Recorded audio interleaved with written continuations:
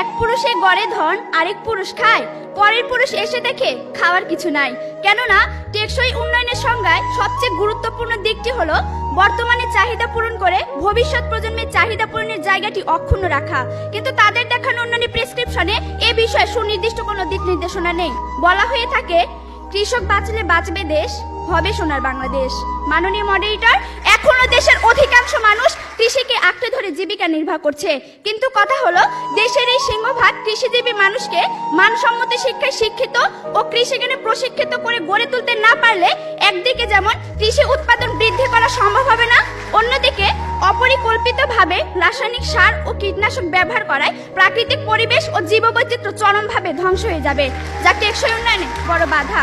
তাই আমাদের বক্তব্য হলো, মাননীয় মডারেটর, কৃষিজ উৎপাদন বৃদ্ধি ও প্রাকৃতিক বিপর্যয় রোধ করে টেকসই উন্নয়ন নিশ্চিত করতে শিক্ষা খাতে আরো বেশি বিনিয়োগ করে শিক্ষা ব্যবস্থায় কিছু কৃষি বান্ধব পদক্ষেপ গ্রহণ করতে হবে। আর সেই পদক্ষেপগুলো হলো: 1. কৃষি গবেষণায় বরাদ্দ বাড়াতে হবে। 2. কৃষি শিক্ষার প্রসারে আরো বেশি কৃষি বিশ্ববিদ্যালয় স্থাপন করতে হবে। এবং 3. কৃষকদেরকে প্রশিক্ষণের আওতায় এনে প্রশিক্ষিত জনশক্তি হিসেবে গড়ে তুলতে হবে। আর তার জন্য শিক্ষা ক্ষেত্রে অধিক বিনিয়োগের কোনো বিকল্প নেই। লক্ষ্য করুন প্রতিপক্ষ, সাম্প্রতিক সময়ে বিশ্ব ব্যাংকের এক জরিপে দেখা গেছে বাংলাদেশের মোট জনসংখ্যার 70 ভাগেরই বয়স 32 বছরের নিচে, যাকে বলা হয় ডেমোগ্রাফিক ডিভিডেন্ড। মাননীয় মডারেটর, আমরা বিশ্বাস করি ডেমোগ্রাফিক ডিভিডেন্ডে এই সুবিধা ভোগ করে আমরা খুব দ্রুত উন্নত দেশে পরিণত হব এবং দারিদ্র্যের হারও হয়তো সাময়িকভাবে কমবে। কিন্তু মাননীয় মডারেটর, আমাদের পরবর্তী প্রজন্ম যদি সেই অর্জন ধরে রাখতে না পারে, তাহলে সবকিছু অর্থহীন হয়ে পড়বে, যেমনটি হয়েছে নাইজেরিয়ায়। অথচ মাননীয় মডারেটর, আমরা যদি সিঙ্গাপুর কিংবা মালয়েশিয়ার কাছ থেকে শিক্ষা নিয়ে শিক্ষা খাতে অধিক বিনিয়োগ নিশ্চিত করতে পারি, তাহলে মানসম্মত শিক্ষা ও প্রশিক্ষণের মাধ্যমে দক্ষ জনসম্পদ তৈরি হবে এবং অর্জিত হবে টেকসই উন্নয়ন। প্রতিপক্ষ, আপনারা যদি উন্নয়ন ও টেকসই উন্নয়নের মধ্যে পার্থক্য না খুঁজে শুধু আর্থিক উন্নয়নের স্বপ্ন দেখেন, তাহলে তা হবে বোকা স্বর্গে বসবাস করার মতোই বোকামি। মাননীয় মডারেটর, এবার আমি দেখে যাব শিক্ষা ক্ষেত্রে বিনিয়োগের সুফলটা কি। লক্ষ্য করুন প্রতিপক্ষ, শিক্ষা এমন একটি খাত যার কাজ হলো দক্ষ জনশক্তি গড়ে তুলে পুঁজির সঞ্চালন ঘটানো। এ প্রসঙ্গে নোবেল বিজয়ী অর্থনীতিবিদ আর্থার শুলজ বলেছেন, প্রাথমিক শিক্ষায় বিনিয়োগ করা সম্পদের সুফল ফেরত আসে 35%, মাধ্যমিক শিক্ষায় 20% এবং উচ্চ শিক্ষায় ফেরত আসে 11%। তাছাড়া বিভিন্ন ধরনের বিনিয়োগের মাধ্যমে দক্ষ জনসম্পদ গড়ে তোলা যায়, যাকে বলা হয় রিটার্ন অন ইনভেস্টমেন্ট। মাননীয় মডারেটর, আমাদের দেখানো শিক্ষা ক্ষেত্রে বিনিয়োগ যখন বর্তমানের পাশাপাশি ভবিষ্যতের নিরাপত্তা নিশ্চিত করছে, তখন প্রতিপক্ষ কেবল বিতর্কের খাতিরে আমাদের বক্তব্যে বিরোধিতা করছেন। প্রতিপক্ষ, দয়া করে টেকসই উন্নয়নে এমন একটি খাত দেখিয়ে যাবেন যে খাতের উন্নয়নে মানসম্মত শিক্ষার প্রয়োজন নেই। আর আপনারা যদি তেমন একটি খাত দেখিয়ে যেতে ব্যর্থ হন, আপনাদেরকে অবশ্যই স্বীকার করে নিতে হবে শিক্ষা ক্ষেত্রে বিনিয়োগই টেকসই উন্নয়ন নিশ্চিত করতে পারে। মাননীয় মডারেটর, মানসম্মত শিক্ষার জন্য চাই মানসম্মত শিক্ষক, কিন্তু শিক্ষা ক্ষেত্রে পর্যাপ্ত বিনিয়োগ না থাকায় আমরা তা পাচ্ছি না। কেননা শিক্ষকদের বেতন কম হওয়ায় তুলনামূলক মেধাবীরা এই মহান পেশা বেছে নিচ্ছে না। শিক্ষকদের বেতন শুধু কমই নয় মাননীয় মডারেটর, রাষ্ট্রীয়ভাবে তাদের সাথে অবিচার করা হচ্ছে। মাননীয় মডারেটর, একজন শিক্ষকের সন্তান হিসেবে তাদের অসহায়ত্ব রোজই দেখতে হয় খুব কাছ থেকে। মাননীয় মডারেটর, গত ঈদে আমি যখন একটি ভালো পোশাকের জন্য কান্নাকাটি করছিলাম, তখন বাবা আমার হাতে কাগজ কলম ধরিয়ে দিলেন, আমার দিকে ছুড়ে দিলেন একটি গাণিতিক প্রশ্ন। একজন দিনমজুরের দৈনিক আয় 300 টাকা হলে মাসে তিনি কত টাকা আয় করেন? মাননীয় মডারেটর, মুখে মুখে বাবাকে জবাব দিলাম 9000 টাকা। বাবা আমার কাঁধে হাত রাখলেন, চুলের মাঝে হালতো বিলি কেটে বললেন, মা রে, তোর এই বাবা হাই স্কুলের শিক্ষক হিসেবে মাসে 8000 টাকা বেতন পায়। আমি কোনো প্রশ্ন করতে পারিনি বাবাকে, লজ্জায় বাবার মাথাটা নিচু হয়েছিল।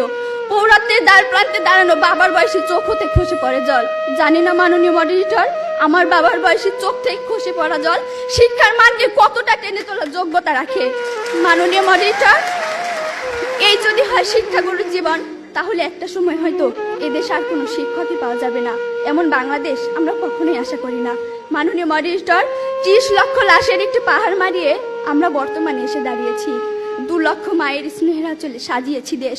প্রতিপক্ষ, বঙ্গবন্ধুর স্বপ্ন, লাখো শহীদের প্রত্যাশা আর বীর জননীর ত্যাগের প্রতিদান দেওয়ার এখনই সময়। আর তার জন্য চাই শিক্ষা ক্ষেত্রে অধিক বিনিয়োগের মাধ্যমে টেকসই উন্নয়ন নিশ্চিত করা। ধন্যবাদ মাননীয় মডারেটর, ধন্যবাদ সবাইকে। অথচ তিনি হয়তো ভুলেই গিয়েছিলেন যুক্তিতেই মিলবে মুক্তি, আবেগ দিয়ে নয়। ধন্যবাদ মাননীয় মডারেটর আমাকে কিছু বলার সুযোগ দেওয়ার জন্য। আমাদের আজকের বিতর্কের বিষয় নির্ধারণ করা হয়েছে কেবল শিক্ষাক্ষেত্রে বিনিয়োগই টেকসই উন্নয়ন নিশ্চিত করতে পারে। বিপক্ষে বলছি মাননীয় মডারেটর, প্রতিপক্ষের কথা শুনে মনে হচ্ছে তিনি শিক্ষাকে মেরুদণ্ডের সাথে তুলনা করতে চেয়েছেন, কিন্তু প্রশ্ন হলো শুধুমাত্র মেরুদণ্ডের দেখাশোনা করে অর্থনৈতিক নামক হৃৎপিণ্ড, পরিবেশ নামক রক্ত সংবহন তন্ত্র আর আর্থসামাজিক ক্ষেত্রের মতো মস্তিষ্কের পিছনে বিনিয়োগ বা দেখাশোনা না করলে এই মানবদেহ কি চলতে সক্ষম হবে, নাকি একটি দাঁড় করানো পুতুলের মতো নিশ্চল হয়ে দাঁড়িয়ে থাকবে? তাই মাননীয় মডারেটর, আমাদের স্ট্যান্ড পয়েন্ট হচ্ছে সর্বক্ষেত্রে সুষম বিনিয়োগই টেকসই উন্নয়ন নিশ্চিত করতে পারে। মাননীয় মডারেটর, গত 6 মার্চ 2015 দৈনিক সমকাল পত্রিকার একটি সংবাদ ছিল এমন যে কক্সবাজারের প্রত্যন্ত অঞ্চলে একজন মেধাবী শিক্ষার্থী মর্জিনার ঘরে জলোচ্ছ্বাসে পানি ঢুকে তার বই খাতা ভাসিয়ে নেওয়ার পাশাপাশি তার বাসস্থানটুকু সমুদ্রের স্রোতে ভাসিয়ে নেয়। প্রতিপক্ষ, আপনার মর্জিনাদের শিক্ষাখাতে বিনিয়োগের কথা বলছেন, কিন্তু প্রাকৃতিক দুর্যোগ মোকাবেলা করতে না পারলে আপনাদের এই শিক্ষার পিছনে বিনিয়োগটি এভাবে উড়ে যাবে ঝড়ে, এবং সেই সাথে মর্জিনাদের স্বপ্নগুলো ভেসে যাবে বানের স্রোতে, আর তাদের জীবন তলিয়ে যাবে সমুদ্রের জলে। মাননীয় মডারেটর, এবার লক্ষ্য করুন পরিবেশের কিছু আবশ্যকীয় উপাদানের দিকে। সীসাময় কোনো শহর নয়, আমি স্বপ্ন দেখি একটি অক্সিজেনময় শহরের, আর এর জন্য আমরা বলছি বনাঞ্চল বৃদ্ধির পিছনে বিনিয়োগ বানানোর কোনো বিকল্প নেই। মাননীয় মডারেটর, আমরা জানি পানির কোনো রঙও নেই, গন্ধও নেই, কিন্তু ঢাকার প্রাণ বুড়িগঙ্গা নদীর পাশে দাঁড়ালে আমরা বুঝতে পারি পানির রঙ ও গন্ধ দুটোই আছে। কারণ বিশ্ব ব্যাংকের এক প্রতিবেদনে দেখা যায় ঢাকার চারপাশে 4টি নদীতে প্রতিদিন 7,000 শিল্প ইউনিট থেকে 1.5 মিলিয়ন কিউবিক মিটার বর্জ্য পানিতে পতিত হয়। ঠিক একইভাবে ঢাকা শহরে এতটাই বায়ু দূষণ হচ্ছে যে পরিবেশ অধিদপ্তরের তথ্য অনুযায়ী ডিসেম্বর থেকে মার্চ এই 4 মাসে ঢাকা শহরে বায়ুতে বস্তুকণার পরিমাণ থাকে 463 এমসিএম, যা পৃথিবীর মধ্যে সর্বাধিক। আর এই যখন পরিবেশ দূষণের অবস্থা, তখন আপনাদের দেখিয়ে যেতে হবে পরিবেশের পিছনে আলাদা প্রয়োজনীয় বিনিয়োগের দরকার আছে কিনা। আবার দেখা যায় রাজধানী ঢাকা সারা বিশ্বে বসবাসকারী অনুপযোগী শহরের দ্বিতীয় তালিকায় রয়েছে। এমন পরিস্থিতিতে আপনারা শিক্ষাখাতে অধিক বিনিয়োগের মাধ্যমে পরিবেশগত নিরাপত্তাটি কি করে নিশ্চিত করবেন? তাই প্রতিপক্ষ বাগাড়ম্বর ছেড়ে স্বপ্নের ফানুসটি নাউড়ে দেশের প্রকৃত টেকসই উন্নয়নের কথা চিন্তা করুন, তবেই বুঝতে পারবেন শুধুমাত্র শিক্ষাক্ষেত্রে না, বরং সর্বক্ষেত্রে সুষম বিনিয়োগই টেকসই উন্নয়ন নিশ্চিত করতে পারে। প্রতিপক্ষ, বর্তমান সরকার রূপকল্প 2021 বাস্তবায়নের যে ঘোষণা দিয়েছে তাতে শিক্ষার পাশাপাশি স্বাস্থ্য, কর্মসংস্থান, প্রযুক্তি, সামাজিক নিরাপত্তা ও দারিদ্র্য দূরীকরণকে সমানভাবে প্রাধান্য দিয়েছে। সেক্ষেত্রে আমরা একবারও বলিনি শিক্ষাক্ষেত্রে বিনিয়োগের প্রয়োজন নেই। শিক্ষাক্ষেত্রে বিনিয়োগের প্রয়োজন ছিল, আছে এবং থাকবে, কিন্তু আমাদের বিতর্ক যেহেতু টেকসই উন্নয়নকে নিয়ে, তাই প্রতিপক্ষের উচিত ছিল তাদের অবস্থান থেকে এটি প্রমাণ করা যে কেবল শিক্ষাক্ষেত্রে বিনিয়োগের মাধ্যমে এসডিজি বা টেকসই উন্নয়নের প্রত্যেকটি লক্ষ্যমাত্রা অর্জন করা সম্ভব। মাননীয় মডারেটর, তাই আমরা বলছি আর্থসামাজিক ক্ষেত্রে যে সামাজিক নিরাপত্তার ঘাটতি রয়েছে তাতে যদি প্রয়োজনীয় বিনিয়োগটি করা হয়, তবে বয়স্ক, বিধবা ও অসচ্ছল প্রতিবন্ধী নিরাপত্তাটি নিশ্চিত হবে এবং এভাবেই দেশের টেকসই উন্নয়নটি ত্বরান্বিত হবে। মাননীয় মডারেটর, এবার আসে যাক স্বাস্থ্য খাতের বেহাল অবস্থায়। একটি ঘটনার জ্বলন্ত সাক্ষী আমি। আমার বড় বোনের নাম সোনালী।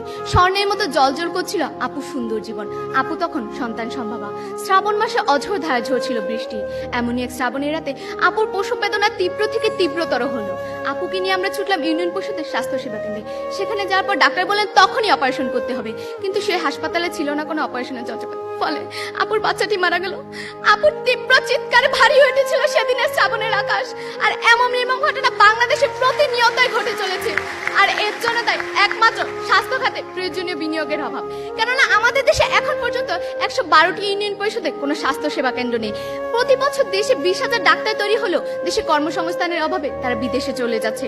সুতরাং শুধুমাত্র শিক্ষাক্ষেত্রে বিনিয়োগের মাধ্যমে হয়তো অনেক ডাক্তার তৈরি করা সম্ভব, কিন্তু তাদের কর্মসংস্থান, পর্যাপ্ত চিকিৎসার উপকরণ ও যন্ত্রপাতি নিশ্চিত করার জন্য যদি স্বাস্থ্য খাতে সুষম বিনিয়োগটি না করা হয়, তাহলে সোনালীর মতো অসংখ্য মা তাদের অনাগত সন্তান সহ পরিণত হবে ঝরে পড়া ফুলে। তাই মাননীয় মডারেটর, সবশেষে বলতে চাই, আমি টেকসই উন্নয়নের ফুলটি ফোটাতে চাই, কিন্তু শিক্ষাকে বাদ দিয়ে নয়। শিক্ষা হোক সেই ফুলের একটি পাপড়ি, আর বাকি পাপড়িগুলো হোক অর্থনৈতিক, পরিবেশগত ও সামাজিক নিরাপত্তার ঘাঁটি। ধন্যবাদ মাননীয় মডারেটর, ধন্যবাদ সবাইকে।